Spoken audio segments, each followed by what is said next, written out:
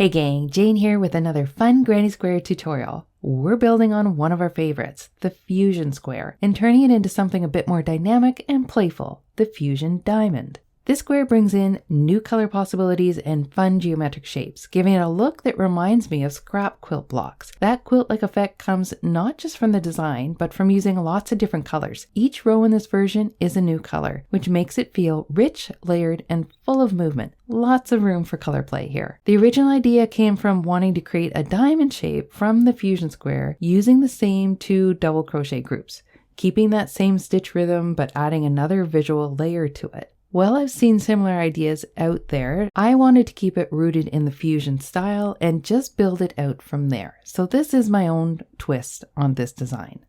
I've been playing with this in a bunch of different color combinations, and if you're curious about how I put those together, or you want to peek behind the scenes, you can check out my Patreon space where I share color experiments, alternate palettes, and a whole lot more. For this square, I'll be starting with a fusion square that's already worked up to round 7. I'm using my usual 5mm hook, plus a darning needle and scissors. With all the color changes, there'll be a few extra ends to tuck in, and I like to weave them in as I go. The colors for today's square are a blend of purples and greens. I have 3 greens, Sage Mist by Bernat Premium, Forest Green by Bernat Super Value, Sphagnum by Impeccable that I get from Michaels. Then there's 3 purples, Purple Ash, which is Bernat Premium, Plum, which is Impeccable from Michaels, and Mulberry, which is Bernat Super Value. And then I have my 1 neutral, which is Natural by Bernat Super Value. So how's this going to work? Well, we'll be working each of the 4 triangle sections onto each side of the square, 1 edge at a time, which is what gives us that diamond shape. The sections will be worked in rows, and since we start with the fusion square completed to round 7, these rows will be considered row 8, row 9, and row 10. In a future tutorial, I'm going to show you how to do this all in a single color for a different framing effect, which involves turning rows and creating a slightly different finish. Once the triangles are complete, we'll add a full round around the whole square, which will be round 11, to bring it all together. You can stop there, or you can keep building onto it. That's up to you. So once you have your fusion square done through round 7, grab your yarn and let's get working on the fusion diamond. So first you want to work the first 7 rounds of your fusion square. Because I already have a full tutorial out on that, I'm not going to go over that part again. I will link to the tutorial below in the description and also up here in the corner so that you can follow through the first 7 rounds of this square to where we are now. Once you have your first 7 rounds done, we can get started on working our triangles. Now you can see here I have marked the space I'm going to work my first stitches into. The reason we want this 7th round is because we need an odd number of chain spaces so we can have one right in the center. I've marked it with a stitch marker just so you can see where it is. Normally you can just count over 1, 2, and 3, and that's where it should be. So starting with my natural color, and we're going to be working round 8, I'm going to count 2 stitches over from this chain space. It's actually the 2nd double crochet of that set to the right. This is the stitch I'm going to join into. Join it with a slip stitch and then chain 1. Now we're going to go back and work into the marked chain space right here in the center. I work my yarn in as I go. So yarn over the hook into that chain space and work a double crochet. Work a 2nd double crochet into that same space. And at this point I'm going to take my stitch marker out so that I don't get too jammed up in there.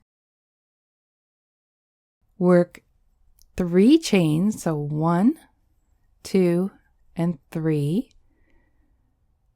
And 2 more double crochet into that same space. 1 and 2. So you have 2 double crochet, chain 3, 2 double crochet. You're going to slip stitch in the 2nd stitch again. So there's one right here kind of jammed into the space, and this one. So again, it's the 2nd double crochet. Insert your hook and just work a slip stitch. And that's the end of your first row. We're going to cut our yarn and we're going to darn it in. I like to darn them in as I go so they stay out of my way. Always working from the right side, I'll flip my piece over. I have this one partially worked in, but I will continue to work it in. So I get it back onto my darning needle, and I'll take it not under where it came out of, but other places. Put it through, then you can work it up through the back. And the more times you turn and work it in the opposite direction, the more secure it gets. So that one's probably good because I was already working it in. So I'm going to snip that one off. And then this one that we just finished with, just give it a nice little tug so it secures in. Then I'll go back down into the stitch and back up again. So I've looped it around where I joined it in there just to get extra security. And then again, you can just come through the back anywhere you want. You don't have a lot to work with this first round, so it can feel like it's kind of bulking up a little. Try to go into places you haven't gone into. Just turning frequently will do the trick. So that was row 8, and now we're ready for row 9, and we're going to use this light purple color. Notice where you joined that first one in the second stitch. You want to count 2 more stitches. So this first one and then this second one. You're going to slip stitch into that stitch now and chain 1. Double crochet into this space between your first double crochet and where you joined. Right into this space. This is where we joined our white, and this was our first double crochet. You want to go under that first double crochet into that space. Now I want to work my yarn in, and I want to work a double crochet. So yarn over your hook into that space and complete a double crochet. So there is your first double crochet after you've joined your yarn. The reason we do a little chain 1 here is just to give a little space that you can find it. Work a second double crochet into that space. Then chain 1. Now you've come to the corner. I can continue to work this in, but I'm going to leave it to the back and just work it in later. Easier sometimes when I'm showing you how to do this. So double crochet into the corner space. And double crochet again. Chain 3. And double crochet 2 more times into that corner.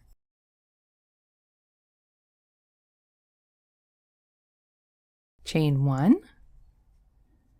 and now we're going to go into this space. So I think I'm actually going to tell you to do a chain 1 here, even though I didn't the first time around. We're going to work 2 double crochet into that space. So I do like the tightness without a chain 1. Having the chain 1 in there can make it easier to find the space when you're coming back on the next row. So let's go ahead and put a chain 1 in there. And we're going to slip stitch in the second stitch away from where this one first one joined. 1, 2. Slip stitch in there. It's the second double crochet. And see, this time I did a chain 1, so you have a little more space in there. That's probably better. See how I figure these things out as I go? Even when I think I have it figured out and I'm ready to show you guys, I still change my mind. That is called designing on the go. So you've seen it both ways now. This didn't have the chain 1 and this does have the chain 1. I think I prefer this one, and that's what I'm going to do going forward. Now we're going to cut our yarn, pull it through, and you have your second row done. And I'm going to work these ends in. I like to do them right now so they're not in my way going forward. And when I finish the last row and darn those ends in, no more ends, just like the rest of the square. Now this last row, I'm going to work this dark purple. So this will be the last of the 3 rows that we do for this triangle, and it will be row 10. And what I want to do is go back to where I started the last one and count up 2 more stitches. So you're actually in this last double crochet before the chain 3. Slip stitch your color into that stitch right there and do just like we did on the previous round. Chain 1, work a double crochet, and I'm working my yarn in into this space between the actual fusion round and your first double crochet, right in there.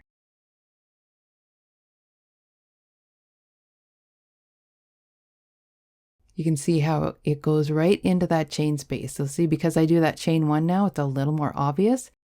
If you don't like that gap there, then you don't do the chain 1. You just do slip stitch and straight into the double crochet.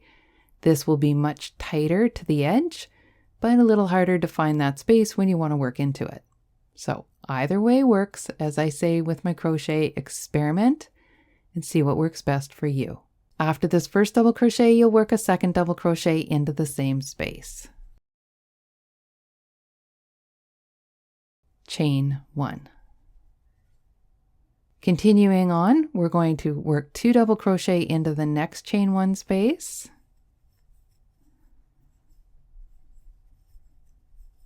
Chain 1. Now we're to the corner, 2 double crochet, chain 3, 2 double crochet in the same corner.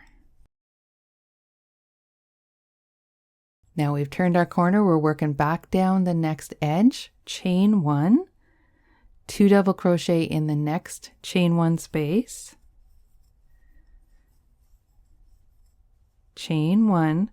We have one more set to work right into this space right here. Because I did the chain 1 here, it's a lot easier to find. Right into that space right there.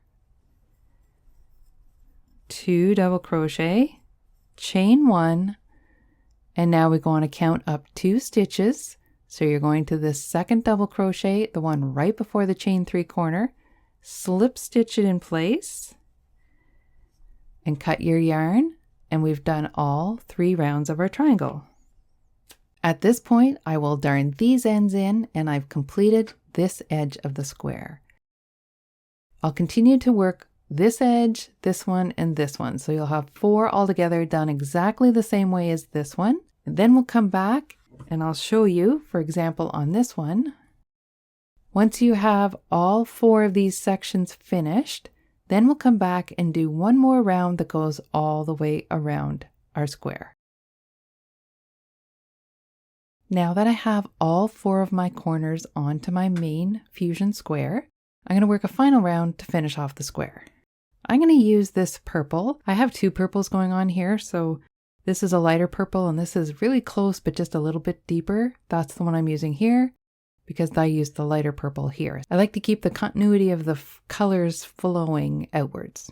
Start in any one of the corners, any one of these 4 corners. We start with a double crochet. I do a standing double crochet. You could also do a slip stitch and chain 3 for your first double crochet. So standing double crochet to begin with, and then we work a second double crochet into the same corner. Then chain 1.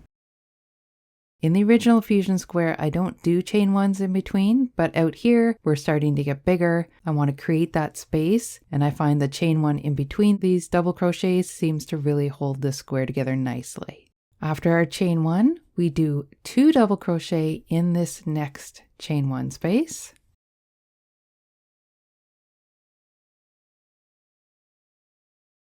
And another chain 1. 2 double crochet in the next chain 1 space,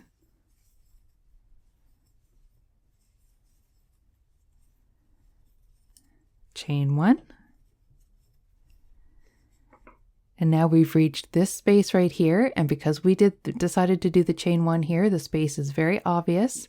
If you decided not to do that chain 1, this will be a tighter fit, so you just have to go into where that space actually is. 2 double crochet into that space,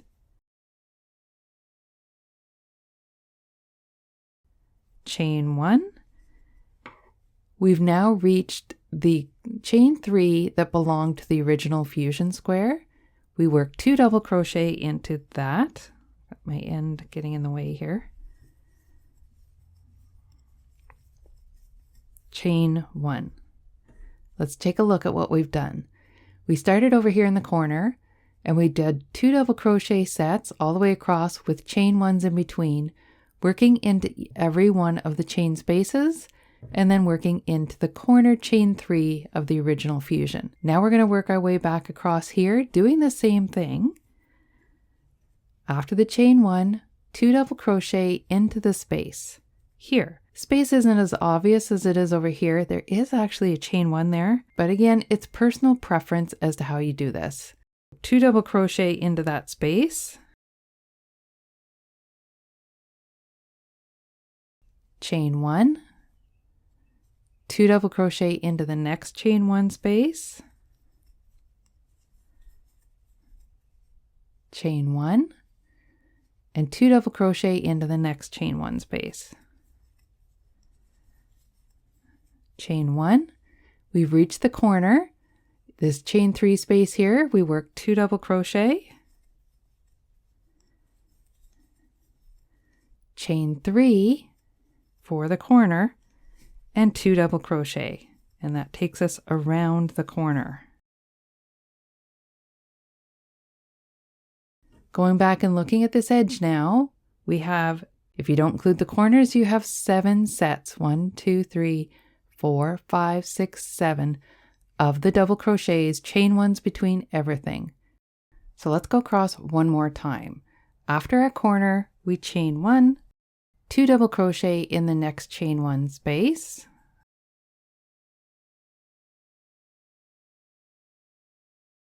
chain 1, 2 double crochet in the next chain 1 space, chain 1, and 2 double crochet in this chain 1 space right before we get to the corner of the fusion, chain 1, 2 double crochet in the chain 3 space, and that's the center, chain 1, 2 double crochet in the next chain space, which is before this 2 double crochet of the last row, so right in there.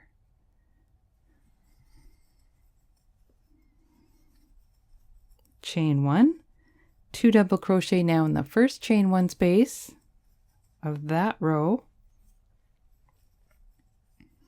chain 1, 2 double crochet in the next chain 1 space, chain 1, and we're back to the corner, 2 double crochet, chain 3, and 2 double crochet to turn the corner. So we've worked 2 full edges to this outside round. We're going to continue down this edge and across this edge. I'll meet you back here to join this corner. When we've worked our last edge, we've come to that corner, we've worked 2 double crochet into the same chain 3 space we started in. We chain 3, and now we slip stitch in the top of that double crochet, or the third chain if you did a beginning chain 3, and that joins our round. That's the last I'm going to use that color, so I clip it, and then I'll work that in as well. You can leave your square just like this, or you can keep going and add more rounds of color to make it a little bit bigger. Just follow the same method as the last round, working 2 double crochets in each chain space with a chain 1 in between, and working the corners with a chain 3. In the next tutorial, I'm going to show you how to add the corner triangles using just one solid color. This method involves turning your rows, so there's a little bit of a different technique to it, and it gives the square a lovely solid color frame. If you're interested in diving deeper into color play and seeing how I experiment with different combinations, I share loads of that behind the scenes goodness over on Patreon. From alternate versions of squares to sneak peeks of what I'm working on, it's where I share the creative process in more detail. You'll find the link in the description below, and I would love to have you join me over there. Thanks so much for crocheting along with me today. Have fun making your fusion diamond squares, and I'll see you in the next tutorial.